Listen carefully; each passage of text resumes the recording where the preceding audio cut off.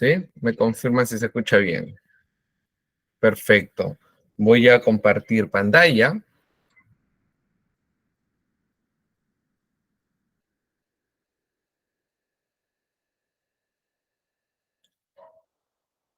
Sí, voy a compartir pantalla y me indican si lo pueden ver.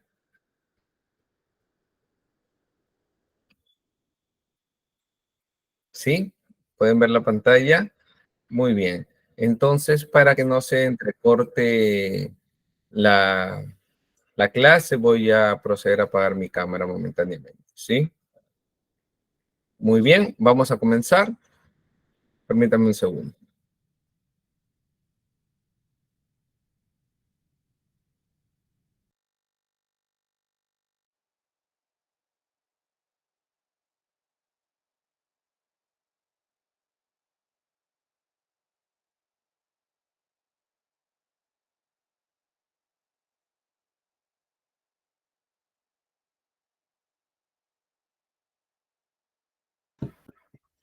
Muy bien.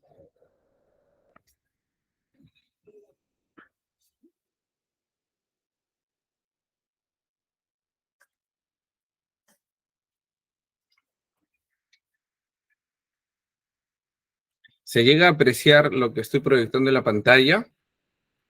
Sí, me comentan, por favor, si se logra apreciar.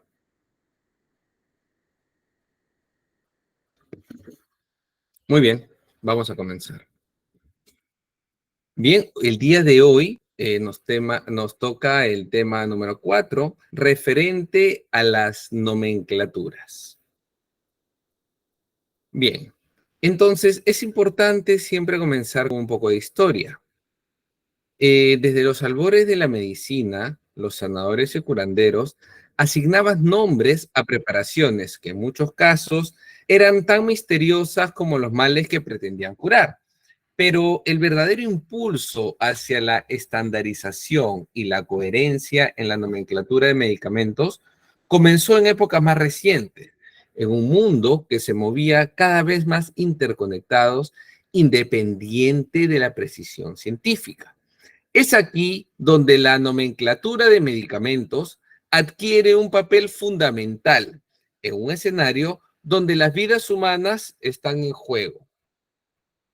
Los nombres de los medicamentos no son solo una cuestión de etiquetas, sino una cuestión de seguridad y confianza.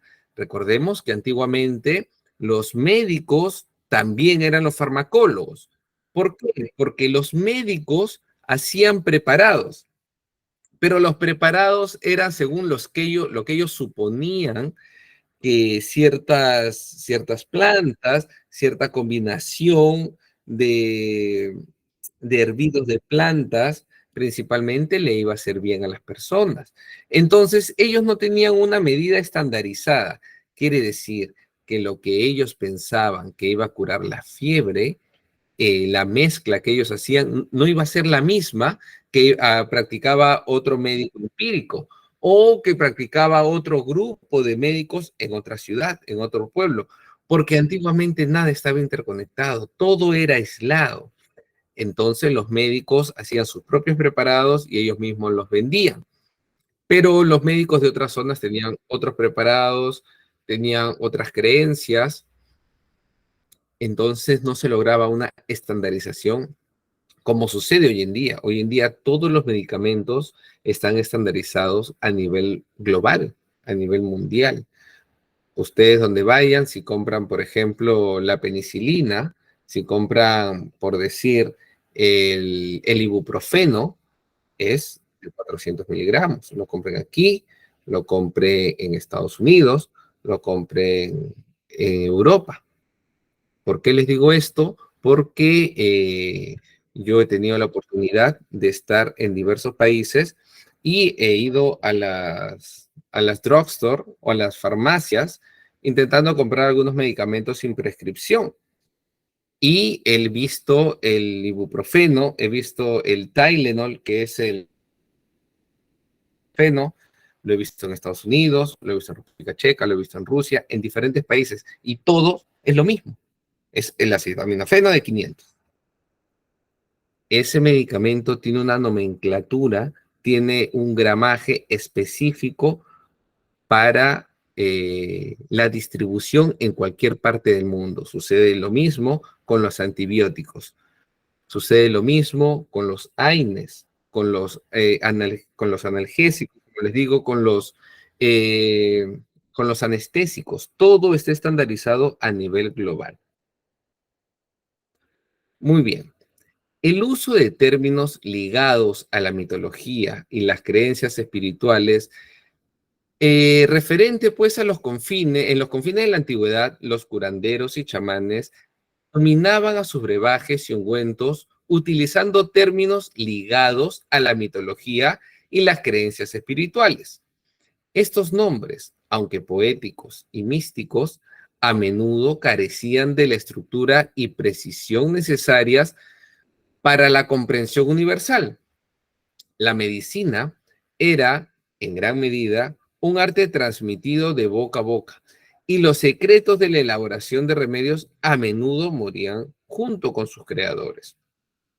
Por supuesto, porque no había una ciencia exacta. Ellos no iban a la universidad, ellos no aprendían de libros estandarizados donde se indique que tal o cual medicamento servía para tal o cual enfermedad.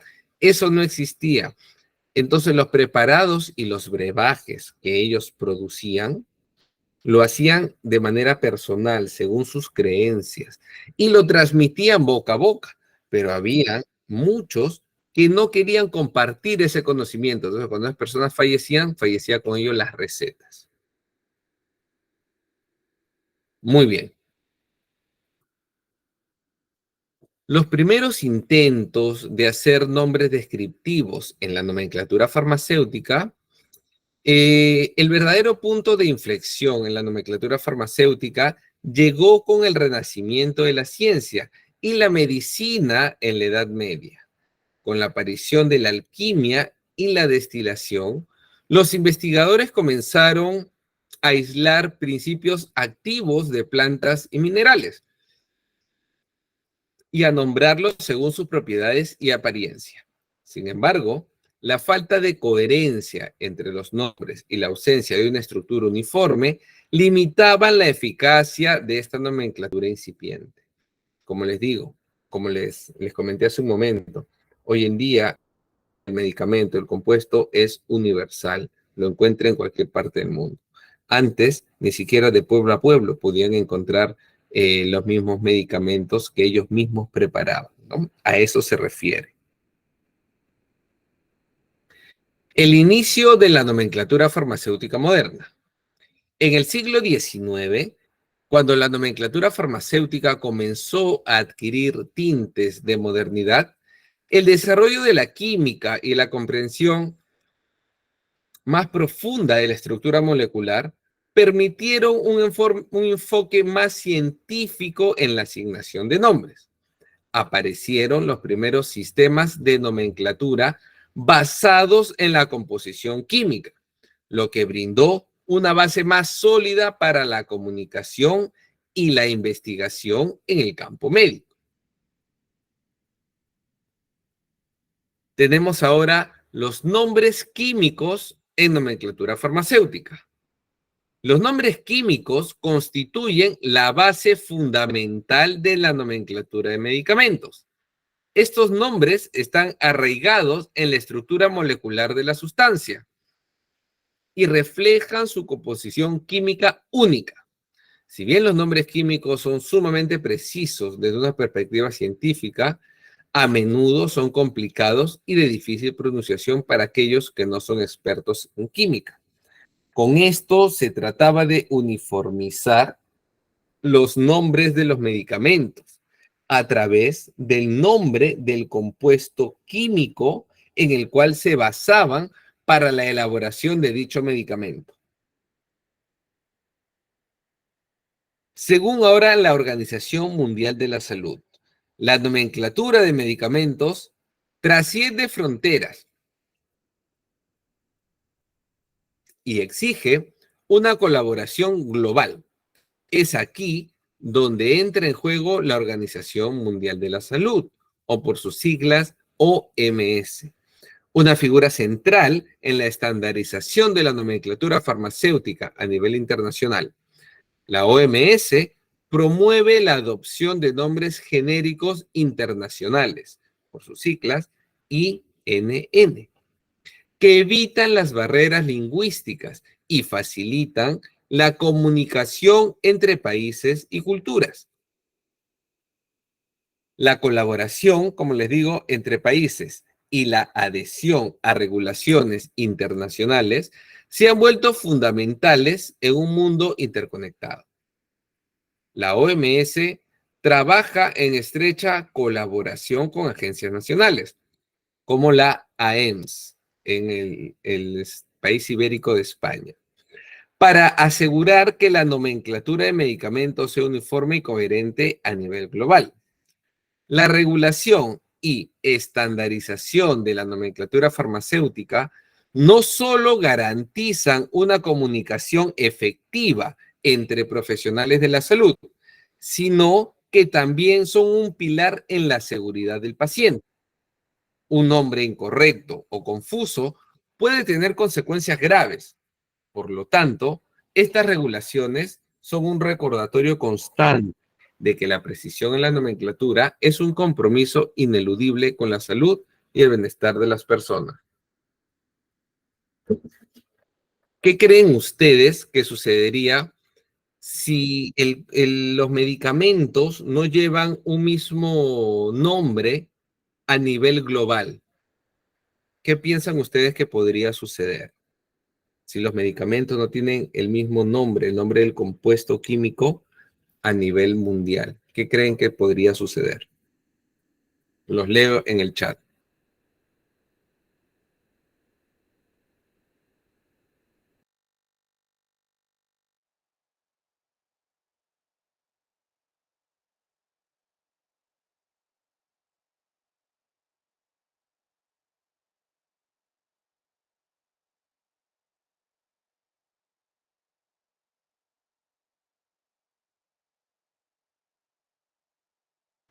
Claro, como indican ustedes, va a haber confusiones. Y si hay confusión, hay accidentes. Entonces, habría muchos problemas con, en el tratamiento de pacientes. Habrían intoxicaciones, habrían alergias, muertes. Entonces, por esa razón, se trató de uniformizar los nombres siempre a través del compuesto químico. Luego, en todos los países del mundo, según la OMS, se estableció que todos los medicamentos tengan el nombre en inglés. Si ustedes lo ven en China, por ejemplo, la penicilina va a decir obviamente en chino. Puede decir en otros idiomas, pero va a decir penicillium en inglés. ¿Para qué? Con la finalidad de que si hubiera algún tipo de catástrofe, esos medicamentos puedan ser llevados de un lugar a otro en el mundo y puedan ser utilizados, porque imagínense que solo esté la etiqueta en chino o solo esté en japonés o en un idioma hindú. Entonces, nadie lo entendería. Si llegaran esos productos, por ejemplo, al Perú y en la etiqueta solo tuvieran el idioma chino, nadie podría identificar el medicamento, ¿no es cierto? Pero si el medicamento dice penicillium, por supuesto. Si dice amoxil, por supuesto. Porque es el nombre del compuesto químico y además está en inglés. Muy bien. Entonces, tenemos los prefijos en la nomenclatura farmacéutica. Los prefijos a menudo indican la clase o el grupo al que pertenece el medicamento. Por ejemplo, el prefijo anti sugiere una acción contra algo, como por ejemplo un antiinflamatorio.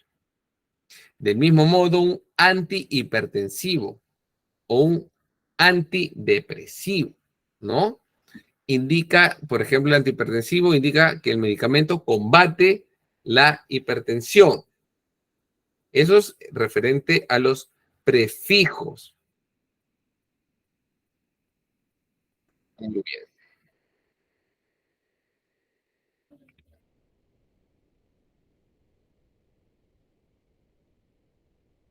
Está en farmacología. Vamos a ver. Por ejemplo, el sufijo pino, como el medicamento amlodipino. Cepan, como lormetazepam o clonazepam. Caína, la mepivacaína. Olol, bisoprolol. Pril, enalapril. Vastatina, atorvastatina. Vir, aciclovir. Sida, tenemos ina-acitromicina. Y tidina, como la ranitidina. Y a ver, yo les voy a preguntar, en el sufijo cepan, ¿qué otro medicamento conocen ustedes?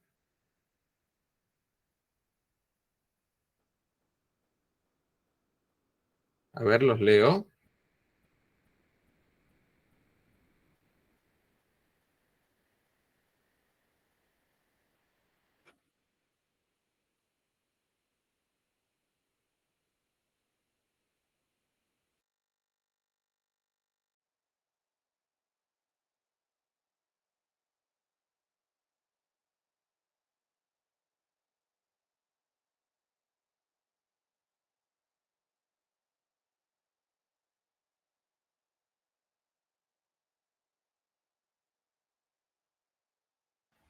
Muy bien. Clonazepam, diazepam, alprazolam. Muy bien. Ahora les pregunto, con el sufijo caína, ¿qué medicamentos conocen ustedes?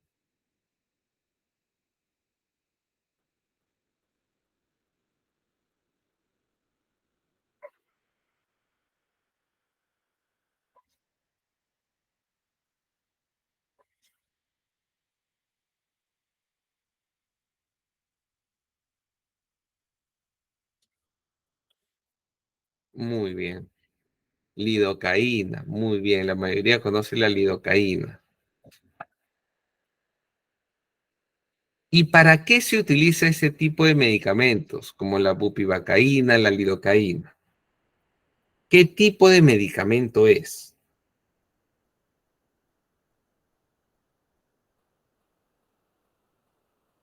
Es un anestésico. Muy bien.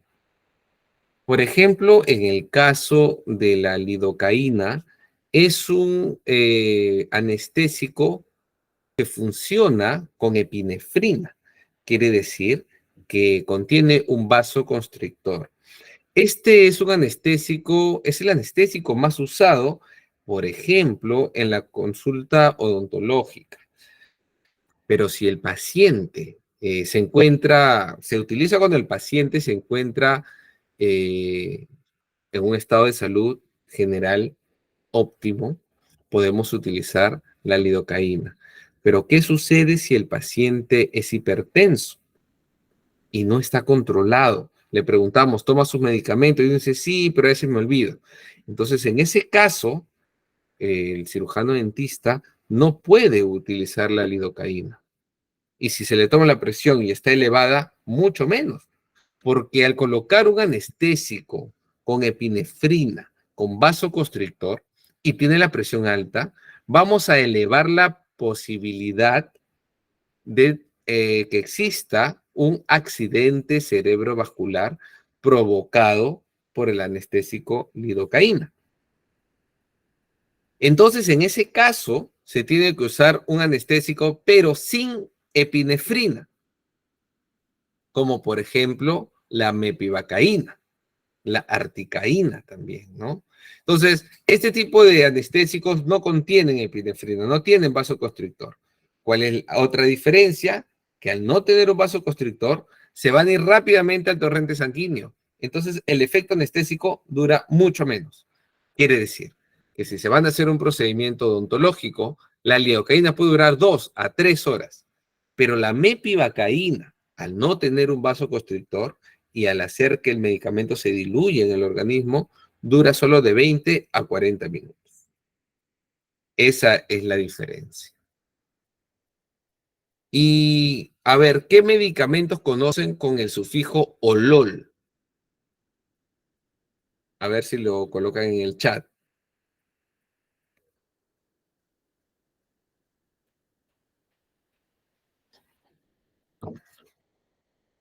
Muy bien. ¿Cuál es más?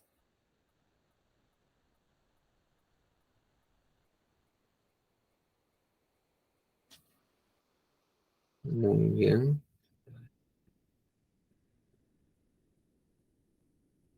¿Y en qué casos está, he visto que aquí han puesto el misoprolol y el bisoprolol? ¿En qué casos está indicado el misoprolol o el bisoprolol? ¿En qué casos? ¿Qué tipo de pacientes la utilizan?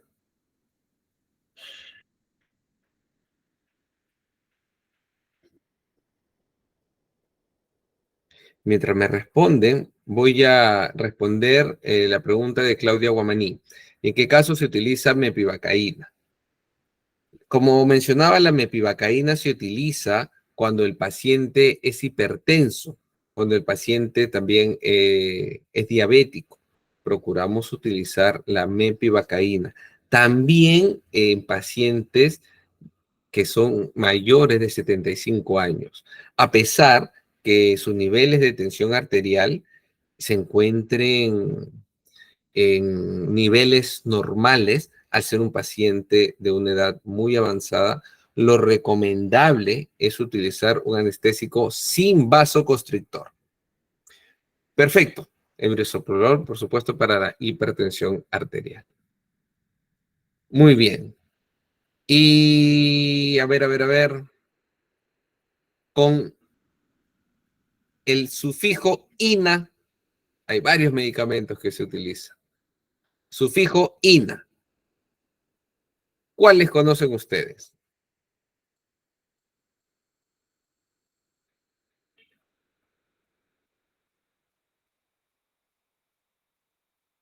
Muy bien,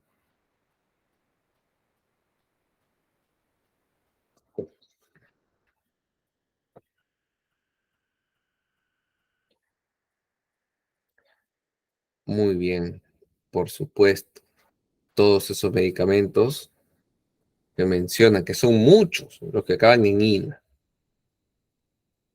Hay una amplia gama de medicamentos que acaban en ina, ¿no? Muchísimos. Perfecto, están contestando muy bien.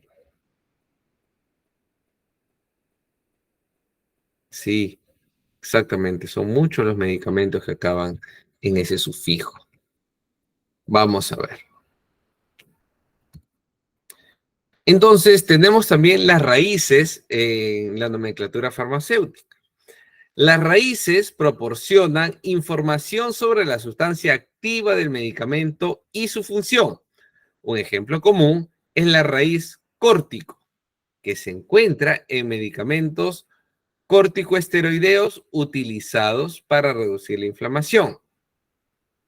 Sabemos que el corticoesteroideo se utiliza en caso de alergias, de asma, eczemas, psoriasis, enfermedad pulmonar obstructiva crónica, inflamatoria intestinal y en caso de lupus. Como les mencioné en la clase pasada, cuando el paciente asmático, por ejemplo, llega cianótico al centro hospitalario, quiere decir que llega con una coloración que ya no es la habitual, es una coloración tirando hacia morado, es porque no le ingresa oxígeno. En ese caso, se tiene que colocar un corticoesteroides.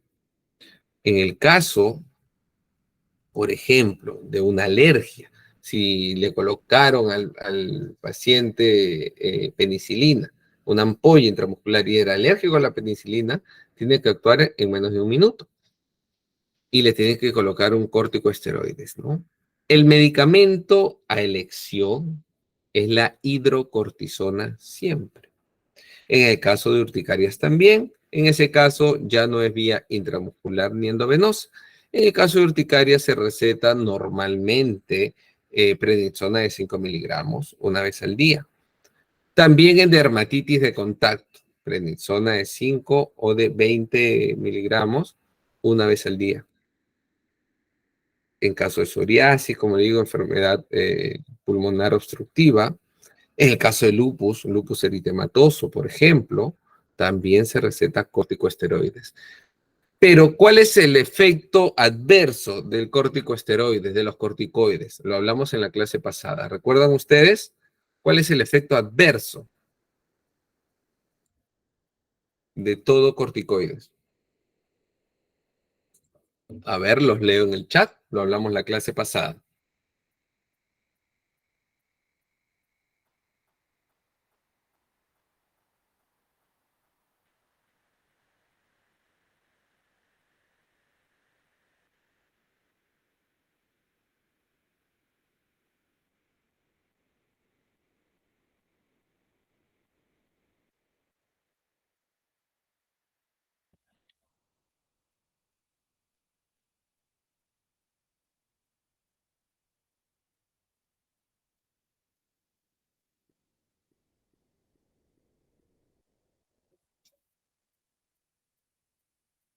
Muy bien. Los corticoides inmunosuprimen. Quiere decir que van a bajar lo que dicen ustedes, ¿no? Dañan las defensas, pero también daña el riñón, porque es nefrotóxico. También produce, pues, retención de líquido. Quiere decir, el corticoide es un medicamento muy bueno, es un medicamento de acción rápida, es un medicamento que produce se usa en caso de alergia, o sea, produce desinflama de una manera inmediata, pero tiene muchos efectos adversos, como por ejemplo, inmunosuprimo, daña el riñón, produce retención de líquido, dolor de huesos. Es bastante fuerte, pero en caso de emergencia lo que se tiene que hacer, lo que se procura es preservar la vida, que el paciente no fallezca. Los efectos adversos quedan de lado, ¿no? Muy bien.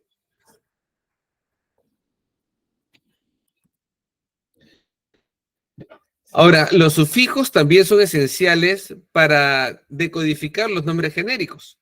Por ejemplo, el sufijo olol indica un medicamento beta bloqueante utilizado para afecciones cardíacas. El sufijo azepam señala un medicamento ansiolítico que ayuda a controlar la ansiedad. En el caso del clonazepam, por ejemplo, sabemos que es un medicamento sumamente fuerte, es un ansiolítico. Normalmente las personas dicen, no puedo dormir, tengo mucho estrés, voy a tomar un clonazepam. Entonces piensan que el clonazepam es una pastilla para dormir. Piensan que el clonazepam es un somnífero, pero no es así. Lo que sucede es que el clonazepam es un ansiolítico. Entonces las personas no pueden dormir porque tienen mucho estrés, muchas preocupaciones de diversa índole. Entonces, a tomar un clonazepam, este medicamento actúa como un ansiolítico. Quiere decir que va a hacer que no sientas ansiedad, porque no se puede dormir por la ansiedad de qué va a ser mañana, de cómo va a pagar esa cuenta, ¿no? Y cosas así. Entonces, esa ansiedad nos mantiene en vigilia, nos mantiene despiertos. Entonces, al eliminar esa ansiedad, la persona puede dormir. Entonces dice, me tomé un clonazepam y es un buen somnífero, pero no es así, no es un somnífero, no es una pastilla para dormir, es un ansiolítico. Pero su efecto adverso, lo hemos hablado, ¿cuál es su efecto adverso del clonazepam y de las benzodiazepinas en general? ¿Cuál es su efecto adverso?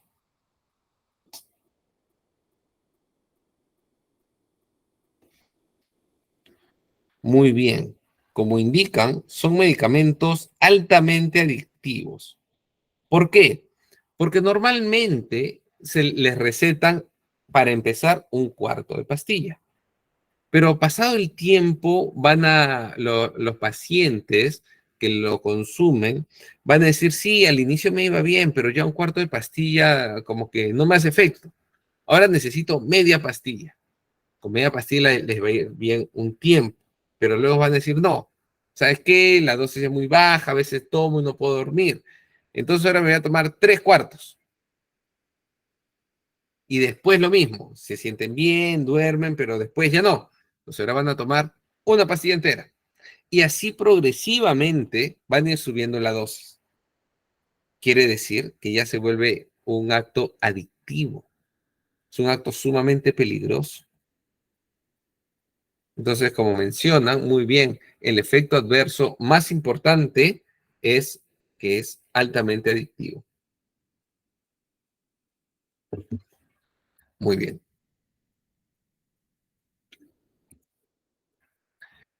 El arte de interpretar los nombres genéricos.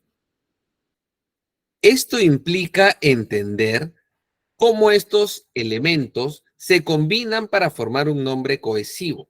Además, la estructura de los nombres genéricos se basa en reglas, lo que facilita su comprensión, incluso en aquellos que no están familiarizados con la terminología médica. Estos nombres no solo brindan información sobre la función de un medicamento, sino que también son herramientas esenciales para evitar confusiones en la prescripción y administración de los mismos. La decodificación de los nombres genéricos es una gran habilidad vital para los profesionales de la salud, ya que les permite tomar decisiones informadas y garantizar la seguridad del paciente. Existen también variaciones de nomenclatura farmacéutica. Las variaciones de nomenclatura pueden abarcar desde diferencias sutiles hasta cambios significativos en los nombres de los medicamentos. Un medicamento conocido bajo un nombre en un país puede ser llamado de manera completamente diferente en otro lugar.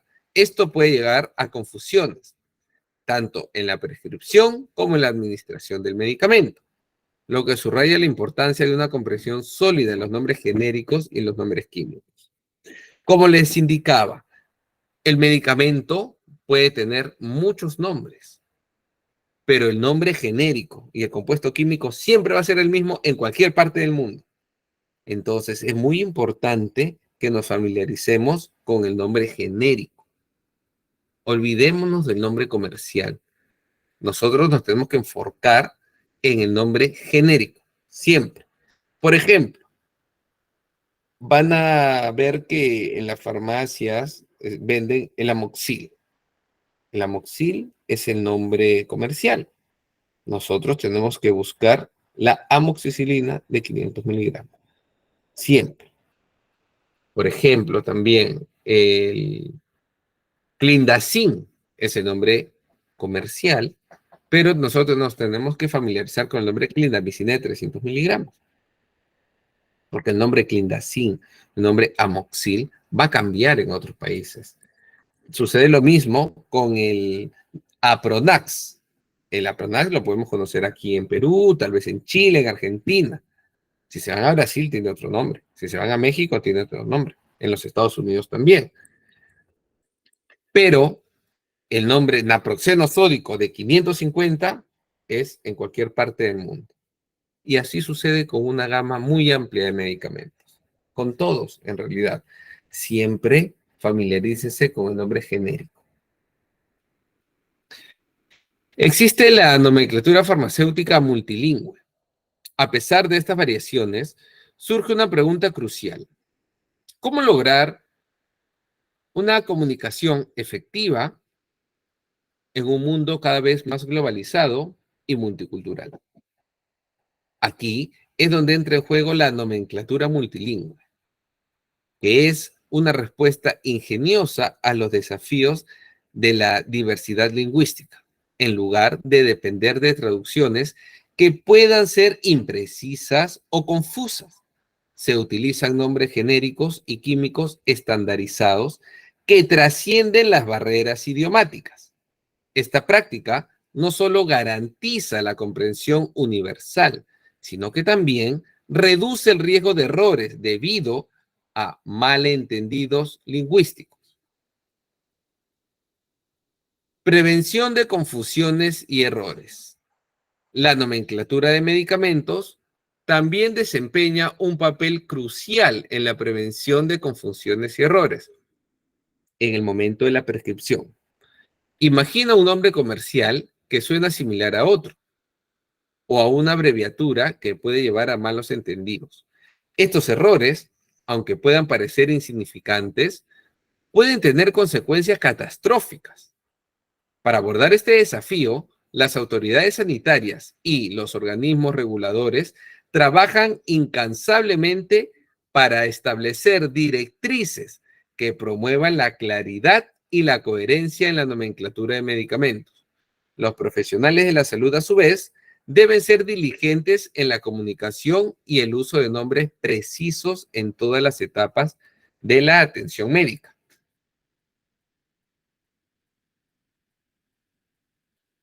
Muy bien. La denominación común internacional.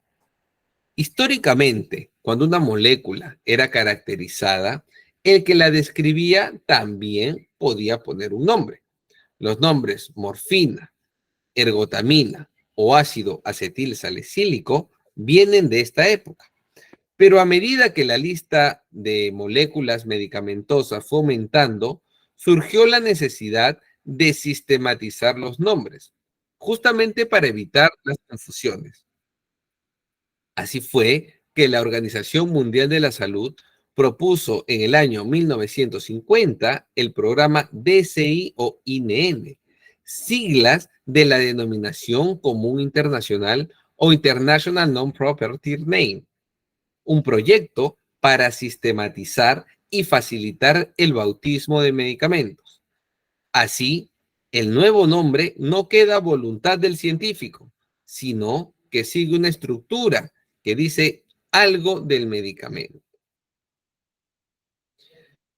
Algunos sufijos que quizás conozcas son prazol, son para los inhibidores de la bomba de protones, como el omeprazol, lansoprazol, rabeprazol.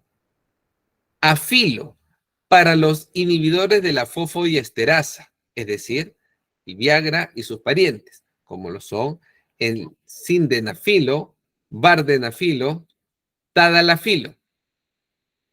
El sufijo eno es para los antiinflamatorios, como lo son el ibuprofeno, naproxeno o dexketoprofeno. Azol se utiliza para los antifúlgicos, como el clotrimazol, fentoconazol, miconazol o también, por ejemplo, el fluconazol. Caína es para anestésicos como lidocaína, benzocaína, tetracaína, mepivacaína, articaína y muchos más. Pero, ¿sabemos nosotros qué son los medicamentos genéricos? Son fármacos que salen al mercado una vez caducada la patente del fármaco de marca, que ha tenido una exclusividad de explotación de un mínimo de 20 años. Medicamentos genéricos y medicamentos de marca son exactamente iguales en eficacia, seguridad y calidad, y contienen el mismo principio activo, la misma dosis y la misma forma farmacéutica, que puede ser en comprimido, jarabe, grajeas, etc. Por tanto, no existe ninguna diferencia real como medicamentos entre genéricos y nombre de marca o nombre comercial. Sin embargo, al contar con menores gastos de promoción y basarse en una molécula conocida que implica que el precio de salida al mercado de los medicamentos genéricos es de media un 40% menor, incluso llegando hasta el 70% menos. Además, los medicamentos genéricos son la herramienta más eficaz a la hora de controlar los precios de los medicamentos, ya que fomentan la competencia en el mercado y provocan que los fármacos de marca bajen sus precios. Gracias a los medicamentos genéricos, se garantiza el acceso de todos los ciudadanos a tratamientos de calidad, tratamientos eficaces y tratamientos seguros. Pero lo más importante es que todo esto se consigue a un mejor precio, sin que ninguna persona quede excluido de un derecho fundamental a la salud.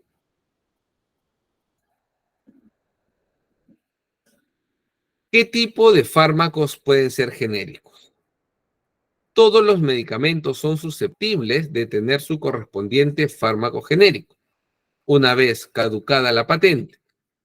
Si bien los medicamentos genéricos más utilizados entre la población, como el ibuprofeno o el omeprazol, están indicados para dolencias leves, también existen medicamentos genéricos de alta especialización, indicados para el tratamiento del cáncer o en caso de trasplantes, lo que hace más accesibles estos tratamientos a toda la sociedad.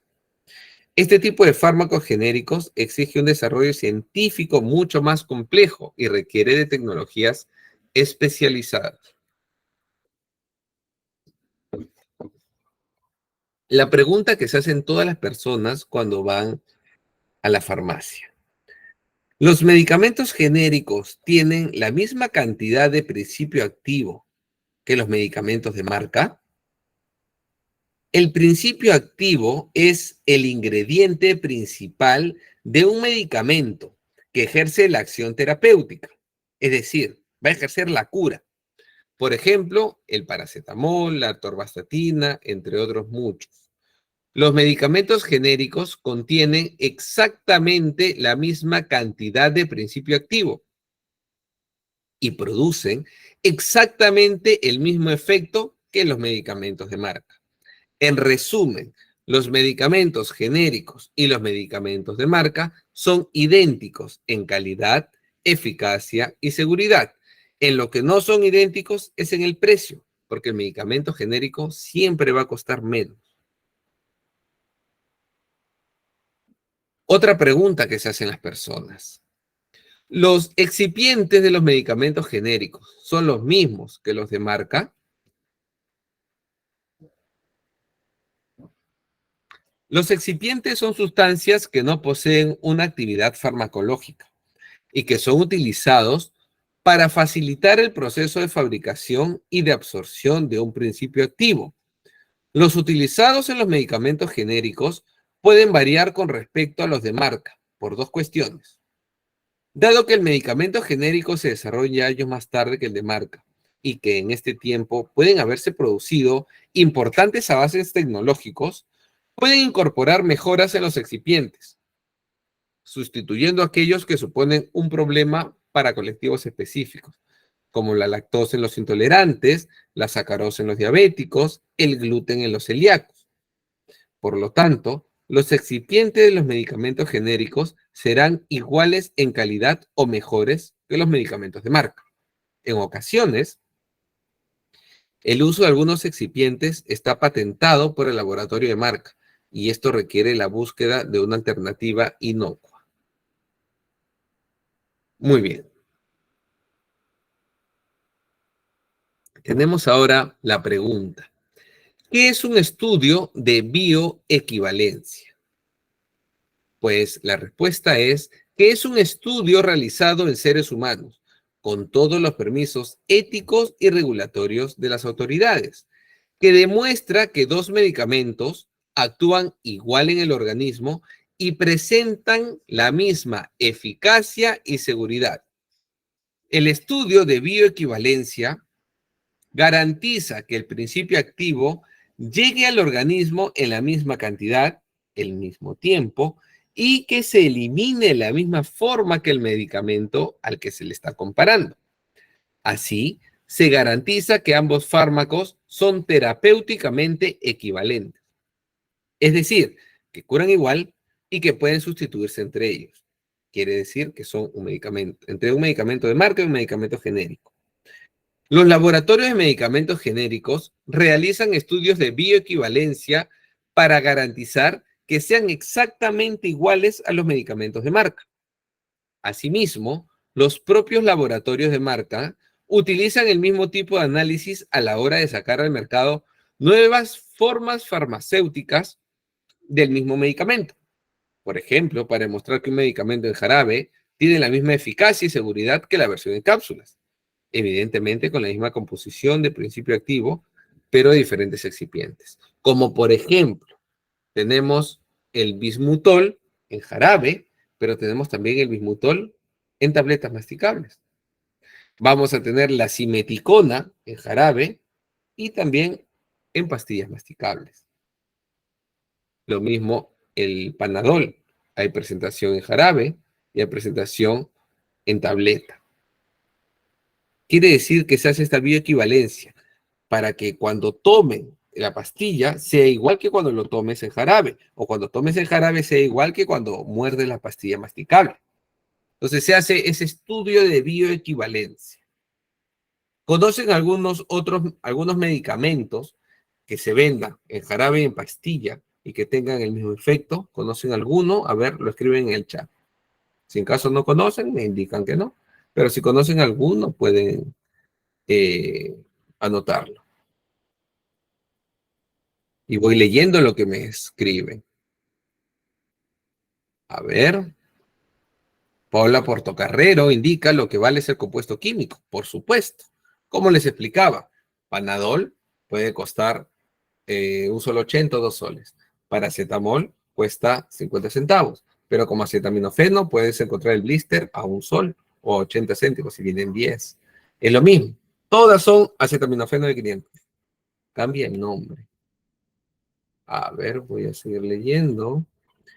Patricia Cosio, que es cierto que el medicamento que viene con recubiertas para que no dañe la flora intestinal, como les menciono, los medicamentos genéricos y los medicamentos de marca van a tener el mismo efecto y los mismos excipientes y la misma manera de excreción. Todos funcionan exactamente iguales.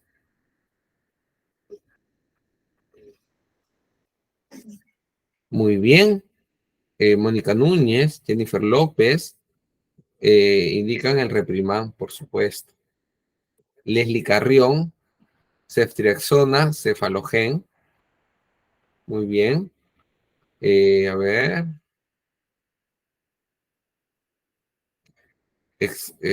Sí, la antalgina, la novalgina. Muy bien. A ver, ¿cuál más conoce?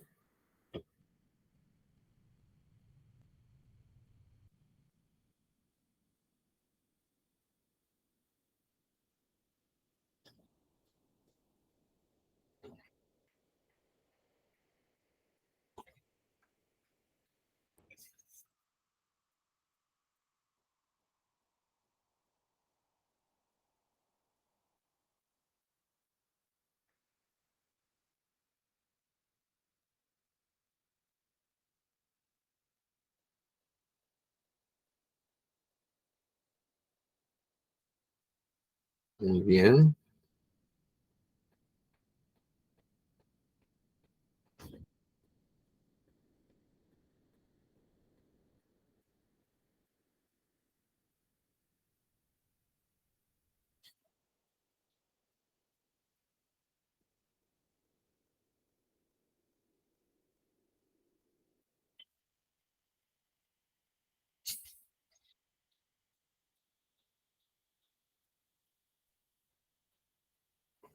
Muy bien.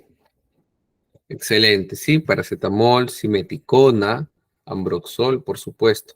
La idea es que cuando lo tomes en una presentación o en otra, no varíe la acción. Ese es el estudio de bioequivalencia. Muy bien.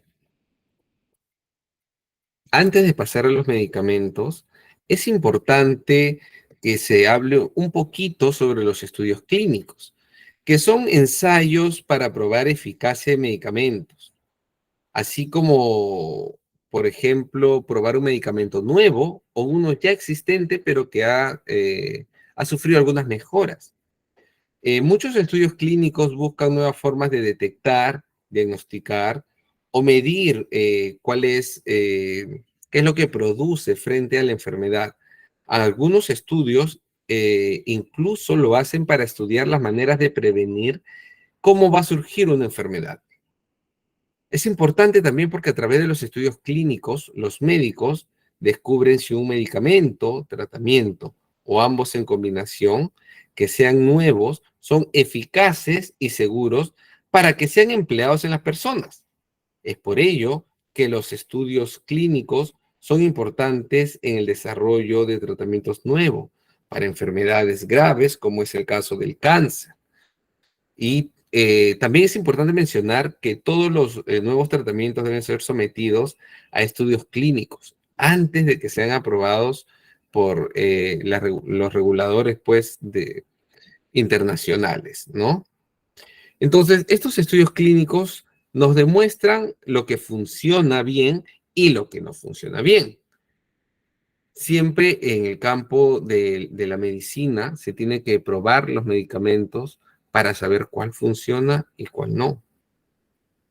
Entonces, se hacen estudios preclínicos, primero estudios in vitro, luego vienen estudios preclínicos, luego vienen los estudios clínicos. Como les había comentado, para que se haga un estudio clínico para lanzar un nuevo medicamento, se hace en un grupo ampliamente heterogéneo. Esto ya se los he explicado, pero es importante mencionarlo, porque un medicamento no va a tener el mismo efecto en una persona que pesa 60 kilos con una persona que pesa 90. No va a tener el mismo efecto en una persona que mide unos 50 con uno que mide 1,90 m. Tampoco tiene el mismo efecto en una persona de 35 años como en una de 70. Entonces, existen muchas variables que van a hacer que el medicamento no funcione de la misma manera. Es por ello que se emplea a personas de diverso estrato socioeconómico, diferentes edades, diferente tamaño, diferente peso, diferentes enfermedades de fondo, diferentes, como le digo, grupos étnicos. Todo esto influye. También se emplea a personas que viven en diferentes ciudades, porque hay algunos factores que van a hacer que un medicamento no le haga efecto a algún otro grupo de personas. Entonces, se empieza un estudio preclínico con 1,000 personas y este grupo puede ir aumentando. Entonces, los grupos farmacéuticos invierten muchísimo dinero realizando la investigación, realizando los estudios clínicos, preclínicos que pueden durar años. Es por ello que cuando lo consiguen, sacan al mercado su medicamento con el nombre de marca. Y obviamente tiene un precio alto porque ellos tienen que recuperar toda la inversión que han hecho durante muchísimo tiempo. Esta patente dura 20 años. Quiere decir que el año 21 ellos tienen que mostrar al mundo cuál es la fórmula química para que se pueda desarrollar un medicamento genérico a través del estudio que ellos han hecho. Muy bien. Este cuadro es importante. Está en orden alfabético. Tenemos, por ejemplo, el nombre genérico del aciclovir y su nombre de marca es el Isavir, Sovirax, Soilex. Después, por ejemplo, el nombre genérico es el ácido acetil salicílico y el nombre de marca lo encontramos como aspirina, aspizan, cardioal, cardioaspirina. Y entre uno y otro hay mucha diferencia en lo económico. Entonces, en el caso del ácido ascórbico, tenemos el Sevin, que es su nombre de marca. Y vamos a ver por aquí, en el caso del nombre genérico, es el ácido fólico, y el medicamento de marca es el Folizan, el Vitafolic, el GNC Folic, Acid 800. En el caso del alprazolam, de 0,50 miligramos, es el nombre genérico. Y el nombre de marca vamos a encontrar como Alpaz, Alpazol, Ansiolin, Dalvoz, Relaxol, Cedicepan, Serenil, Tranquinal, Tricalma, Tricalma App y Xanax. ¿Saben ustedes cuál es el precio del Alpaz, aproximadamente el Alpaz vale 6 soles cada tableta. Y el Xanax vale aproximadamente 12 soles. Hay de 10 soles, hay de 12 soles cada tableta. ¿Y saben ustedes cuánto cuesta el blister de alprazolam de 0,50? O sea, 10 pastillas, 10 tabletas, vale 40 centavos. Y es exactamente lo mismo. Si ustedes tienen su Alpaz o tienen su Relaxol o el Xanax, van a ver que abajo dice alprazolam de 0,50. Pero la diferencia en precio es abismal, es abrumadora. Muy bien. Tenemos entonces la amoxicilina más ácido clavulánico. Siempre la amoxicilina de 500 miligramos y el ácido clavulánico de 125 miligramos. La presentación en tabletas. Ese es el nombre genérico. Y el nombre de marca vamos a tener Aclav, Ambilan, Amolex, Amoxibiot, Amoxilin, Amoxiplen, Clavan, Imex. El Clavumox es muy conocido, el Fibrocan, el Velamox, el Sibulán. En el caso de la acitromicina de 500 miligramos en tableta, que es el nombre genérico, en nombre de marca vamos a tener una gama muy amplia, como el Abacten, el Atizor, el Acilde, Acitrolit, Acitromac. Tenemos también el Camposin, Forcin, Iramicina, Saber, Trex, Citac. En el caso del ciprofloxacino, que es el nombre genérico, el nombre de marca vamos a tener Ciploctic, Siloxan, Ciploc, Ciprofta, Ciproglot. Y la clindamicina, clorhidrato de 300 miligramos en tableta. Luego vamos a encontrar su nombre comercial como Clinda, Clindacin, Clindamax, Euroclean, Clinda con K también. En el caso del clonazepam, que también es un ansiolítico de 0,5 miligramos, en su nombre comercial vamos a tener el Ansatac, el Clonapam, Clonax, Gradual, el Cronta, Neuril y el Satrix. Son muy conocidos. Por ejemplo, en el caso del cloranfenicol de 500 miligramos en tableta, sus nombres de marca van a ser el cloromicetin, cloromizan y tifobiotic. Y un medicamento que se usa mucho es la clorfenamina maleato, cuyo nombre de marca va a ser el alergical o el cloroalergán. También el Yalialer o el Isaler también. Un medicamento antifúngico como el clotrimazol. Vamos a tener en sus nombres de marca el Candid, Canesten, Clotidem, Dermicol, Ginet, Ongogen, Ongoper, el Canestol, el Closol y el Ginet también son muy conocidos.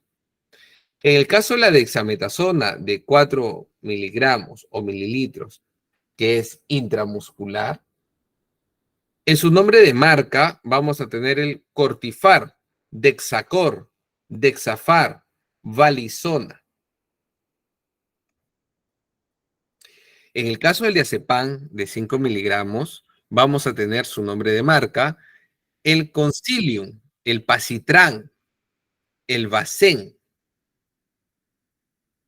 En el caso del diclofenaco sódico, este es su nombre genérico. Pero en el nombre de marca vamos a tener Artren, Deflamat, Diclof, Dioxaflex, Dololiviolex, Dolocodralan, Dolofarmalan, Dolofenac, doloquimagésico, dolotren, voltaren, todos son lo mismo. Todos son diclofenaco sódico de 25 miligramos. Son exactamente lo mismo. Luego tenemos el tan conocido ibuprofeno de 400 miligramos. Y su nombre de marca va a ser Actron Rápida Acción, Adax, Blocten, Doloflan Extra Forte, Doloflu Nike, Dolomax, Dolonet Forte, Doloprofen, Doloral, Femex, Flamadol, Fredol. ¿Recuerdan ustedes algo que vimos en clase? ¿Cuál es el efecto adverso del ibuprofeno, que es un medicamento muy utilizado por los peruanos? ¿Recuerdan ustedes? Lo pueden anotar en el chat.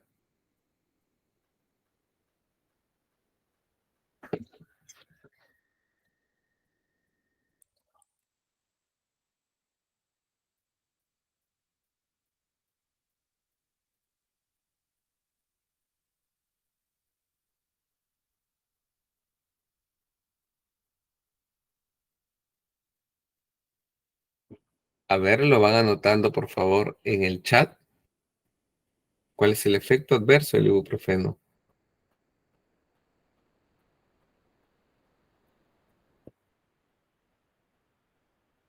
Sí, lo pueden anotar en el chat.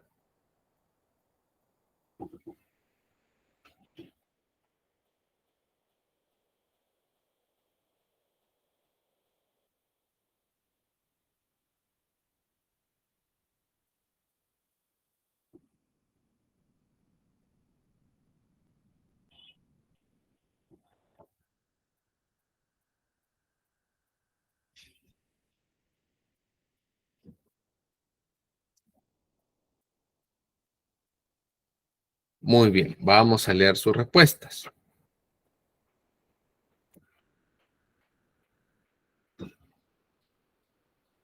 Ujú. Claudia Guamaní indica estreñimiento. Jorge Arenas, úlcera. Maribel, nefrotóxico. Milagros, daña el hígado. Soledad, da gastritis. Leslie, puede provocar úlcera, hemorragia, perforaciones en el estómago. Muy bien. Patricia Cosio, debilita las paredes del estómago. For, for- ok, daña el hígado, los riñones, gastritis.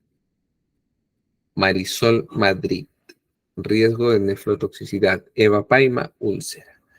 Bien, el ibuprofeno va a producir una gastritis crónica.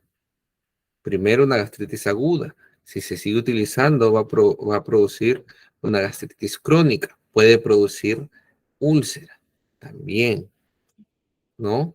Va dañando las paredes del estómago. Es un medicamento desinflamante bueno, pero hace doler mucho el estómago.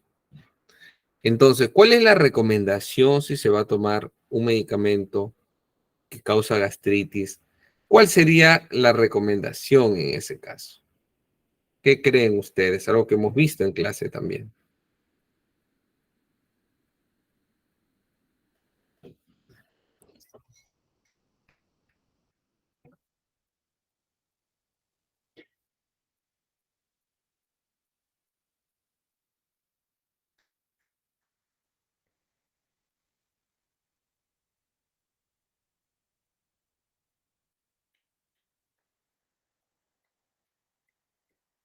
Muy bien, tomar un protector gástrico, ¿no? ¿Cuál sería el protector gástrico de elección? ¿Y cómo se toma? ¿Cuál es la indicación?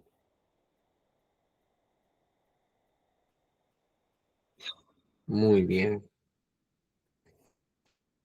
perfecto. Y si el paciente tuvo un uso prolongado del ibuprofeno de 400 miligramos y ya presenta melena, ¿qué medicamento como un protector se recomendaría? Si ya hay un sangrado. Muy bien, Lili, Miriam. Perfecto. La ranitidina. Muy bien. Porque sabemos que la ranitidina tiene un efecto cicatrizante de úlcera. Entonces, en el caso de gastritis inicial, gastritis crónica, se va a recetar el omeprazol. Puede ser omeprazol, esomeprazol, lansoprazol, pantoprazol, todos los inhibidores de la bomba de protones. Pero si hay sangrado o ya se ha detectado a través de una endoscopía que hay úlcera, eh, tiene que tomar la ranitidina por su propiedad de cicatrizadora de úlceras. ¿Ya? Muy bien. Ahora, tenemos la loratadina. ¿Recuerdan ustedes qué tipo de medicamento es la loratadina? Lo vimos en clase también.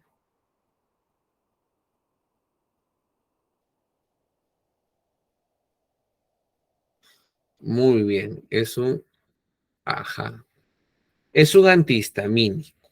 ¿Y en qué caso está prescrito el antihistamínico?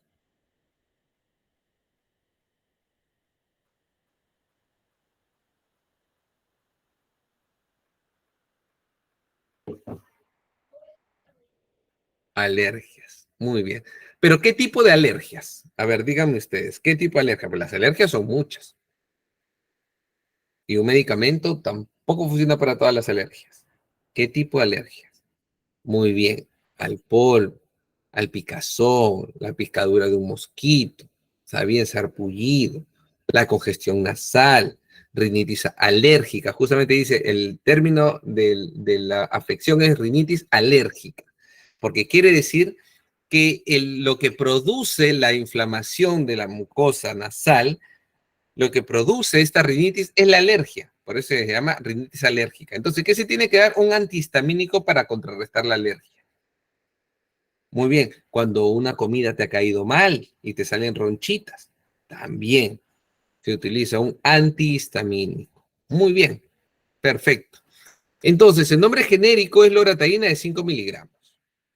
Y el nombre comercial tenemos Alerfaz, Alergiatadina, Alertadin, Alertil, Claritine, Claritine SP, Coratidina, Dimens, Eclaran, Istafren, Loramine, Lorastamin y Lorat.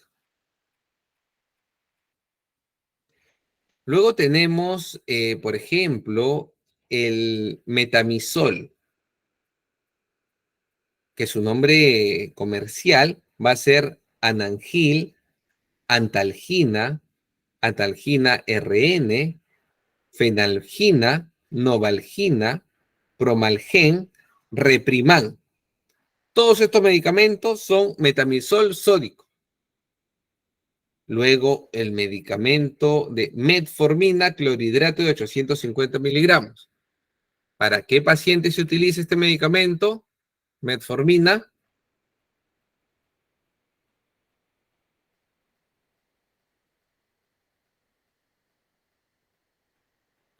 Muy bien. Para los diabéticos. Perfecto. Entonces, la metformina clorhidrato de 850 miligramos es el nombre genérico. Y el nombre comercial vamos a tener Apometformin, Diabetformin, Dimefor, Ficonax, Florminal, Glicenex, Glucaminol, Glucofor, Hipoglucin, Met 850 y Cibet. Luego tenemos la metroclopramida clorhidrato. Lo vimos en la segunda clase. ¿Recuerdan ustedes qué clase de medicamento es la metroclopramida?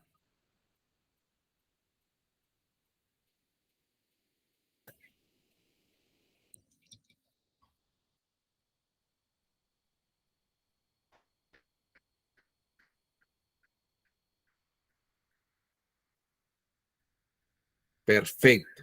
Es un antiemético. Muy bien. Perfecto. Antiemético. Excelente. Entonces, el nombre comercial va a ser Novomid, Pramotil, Primperan, Metosil. Muy bien.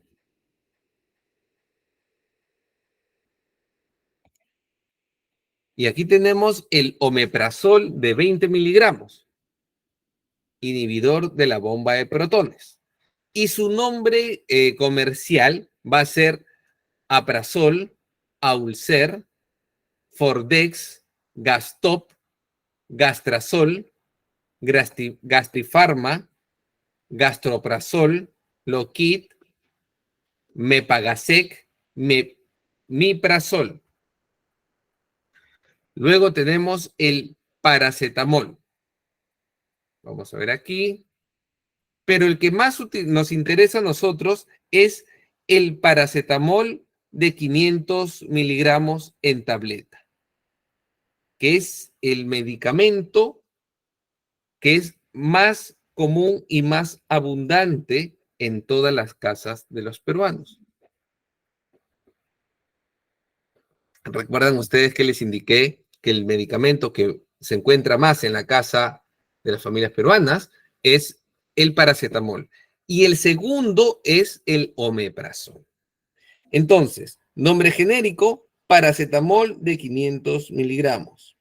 Su nombre comercial, tenemos el acetam, atamel, doloacetaminofén, dolocetamol, dolocodralán, dolcin, dominal, gesidol, quitadol, mafidol, mevinol, mejorax, nongrip, oralgina,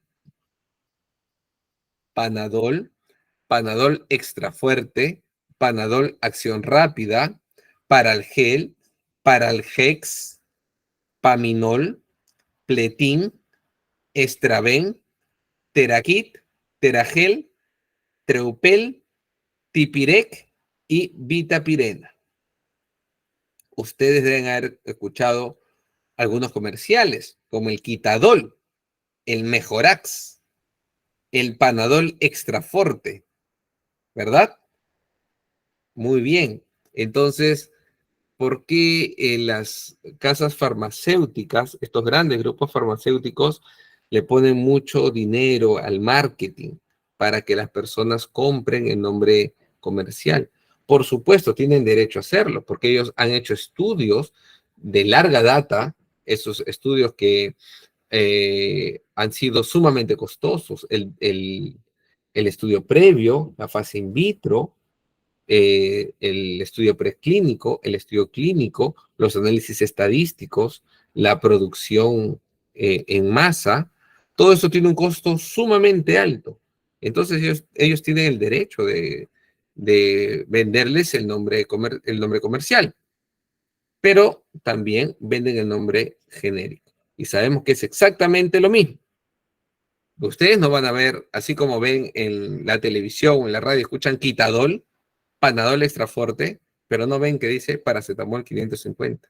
O no ven que dice acetaminofeno de 500.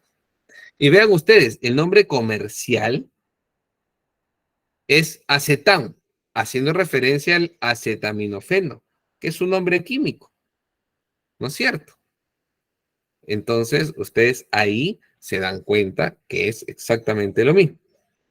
Tenemos también la penicilina de 250 miligramos. Su nombre de marca va a ser el Cuprime o el Depenil.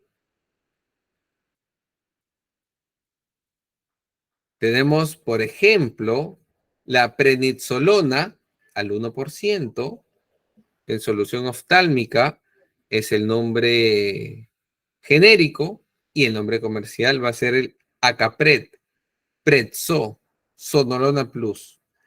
Y aquí vienen los medicamentos de prednisona, que se usa mucho en niños y en adultos. La prednisona se utiliza en asma, dermatitis de contacto, problemas pulmonares, en casos de lupus. Tiene muchas indicaciones la prednisona. Es un corticoide bastante potente, de acción rápida, pero recordemos que tiene muchos efectos adversos. Por ejemplo, la prednisona de 5 miligramos es el nombre genérico. Y el nombre comercial tenemos Cortiprex, Deltapred, Farmapred, Prednitcor. En la prednisona de 20 miligramos, nombre genérico, tenemos el nombre comercial Biocortein, Bionetan, Cortiprex, Meticorten, Nisona, Orapred.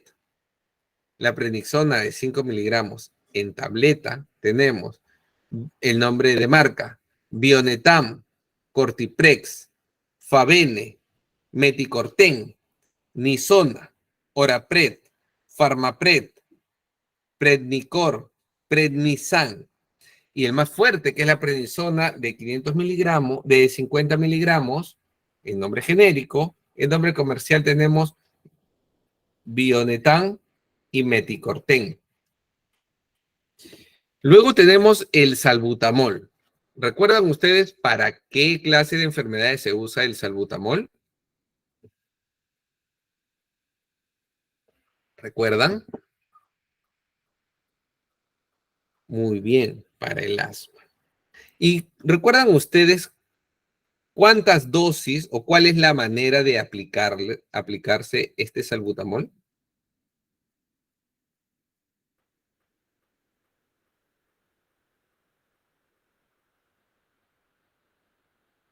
¿Cuál es su indicación?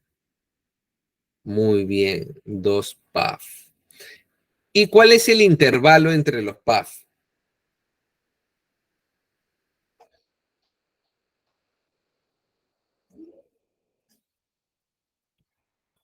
Excelente, 1 minuto. Muy bien. Se puede aplicar con aerocámara y también sin aerocámara. Muy bien, están muy atentos. Es 2 PAF con intervalo de 1 minuto.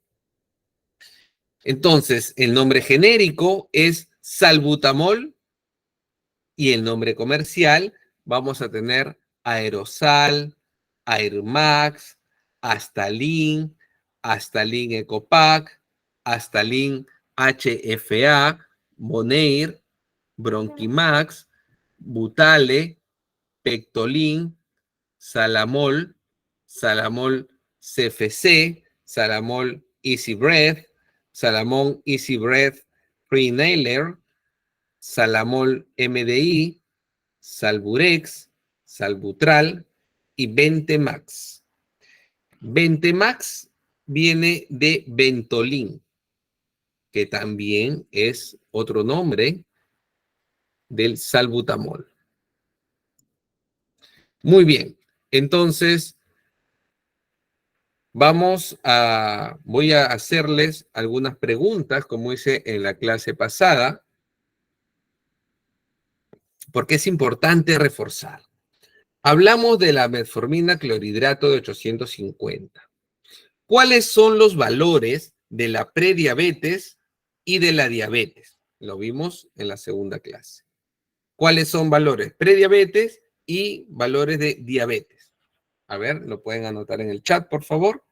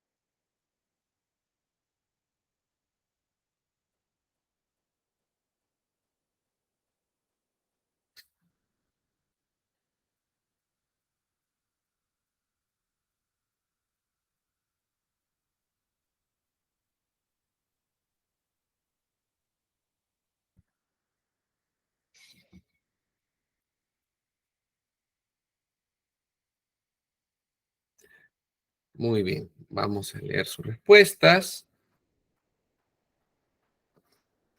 A ver.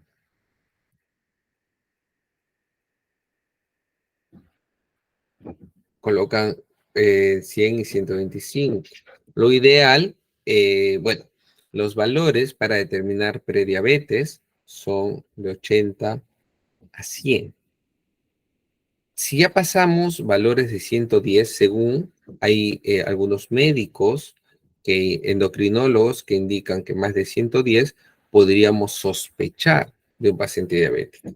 Lo normal es que más de 125 en adelante, 130 en adelante, ya estemos ante un paciente diabético.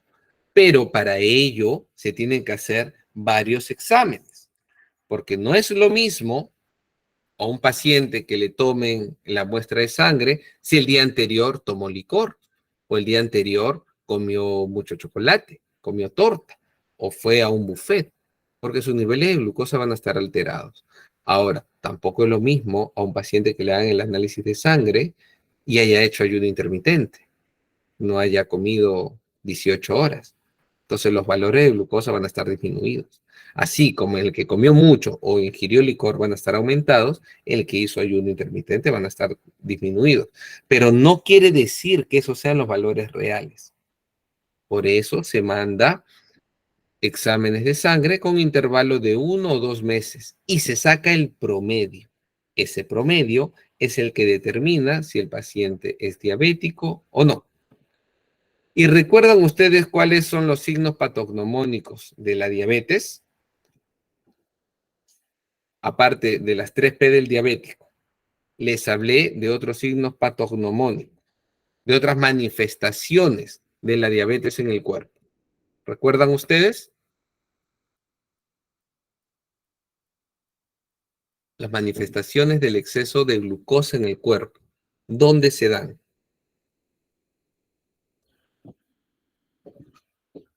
Lo hablamos la clase pasada.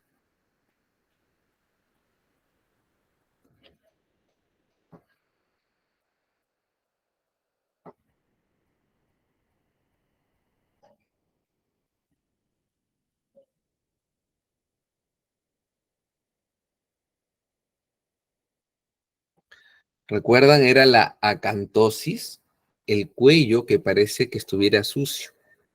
Los acrocordones también, que son como verruguitas que salen en el cuello. La distensión abdominal también es otro signo patognomónico de la diabetes.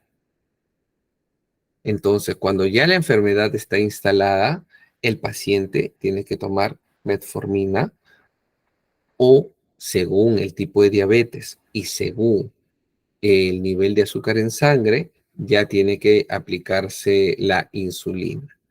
Ahora es importante recordar que la diabetes va a producir daños, no siempre, pero estadísticamente se ha establecido que va a tener problemas a nivel ocular, a nivel de las zonas periféricas de los pies y a nivel de riñones. También va a tener manifestaciones bucales como hipertrofia gingivales, va a tener también periodontitis, movilidad dental y aliento cetónico. Quiere decir aliento de manzana. Muy bien. Entonces es importante.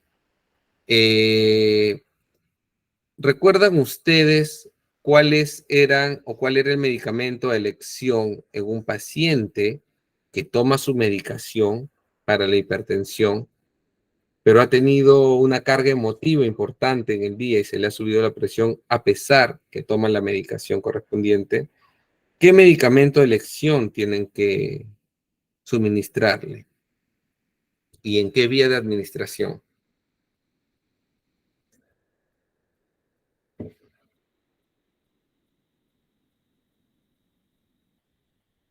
¿Recuerdan ustedes? Lo vimos hace 2 clases.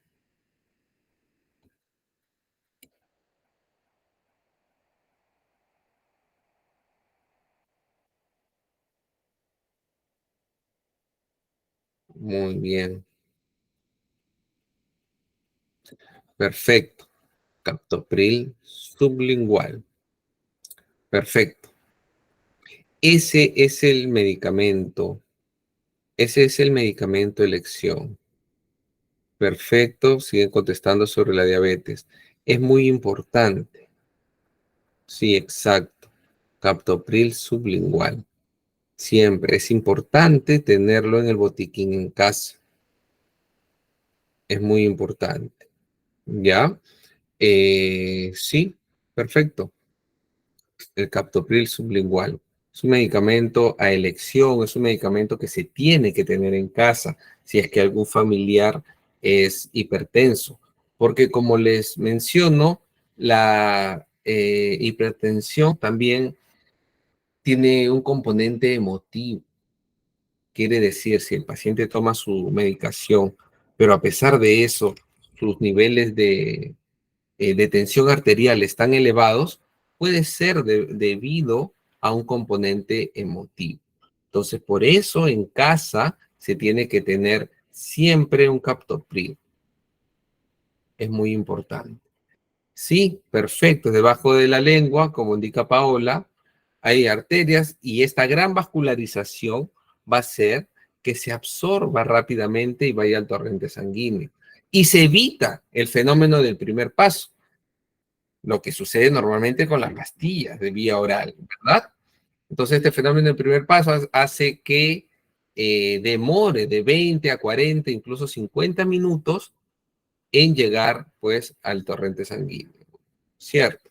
Entonces, siempre la elección es el captopril. Muy bien. Entonces, eh, conmigo será hasta la siguiente clase. Y siempre indico, así como ustedes contestan, eso me parece muy bien, porque eso denota mucha atención de su parte, denota que están atentos, denota que están comprometidos con el curso. Y eso me gusta que estén atentos, me gusta que respondan, y eso habla muy bien de ustedes como alumnos. Entonces, nos volveremos a ver en la siguiente clase. Le doy pase a la coordinadora.